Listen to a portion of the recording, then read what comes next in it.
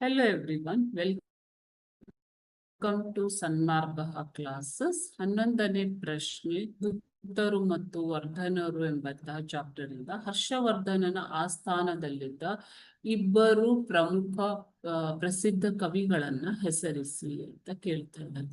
ಹರ್ಷವರ್ಧನನ ಆಸ್ಥಾನದಲ್ಲಿದ್ದ ಇಬ್ಬರು ಪ್ರಸಿದ್ಧ ಕವಿಗಳು. ಓಕೆನಾ?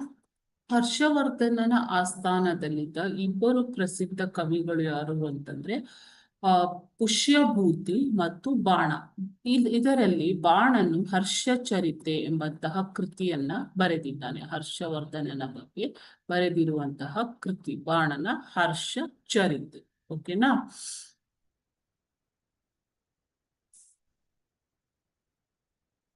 ಪುಷ್ಯಭೂತಿ ಈ ವಂಶದ ಸ್ಥಾಪಕ. ಓಕೆ, ಸೊ ಪುಷ್ಯಭೂತಿ ಹರ್ಷವರ್ಧನ ಆಸ್ಥಾನದಲ್ಲಿದ್ದಂತಹ ಕವಿ. ಓಕೆನಾ? ಆತನ ಜೊತೆಗೆ ಬಾಣ ಎಂಬಂತಹ ಕವಿ ಕೂಡ ಹರ್ಷವರ್ಧನನ ಆಸ್ಥಾನದಲ್ಲಿ ಇದ್ದನು. ಸೊ ಈತ ಬರೆದಂತಹ ಹರ್ಷಚರಿತೆ ಅತ್ಯಂತ ಪ್ರಸಿದ್ಧ ಕೃತಿಯಾಗಿದೆ. Okay, thank you.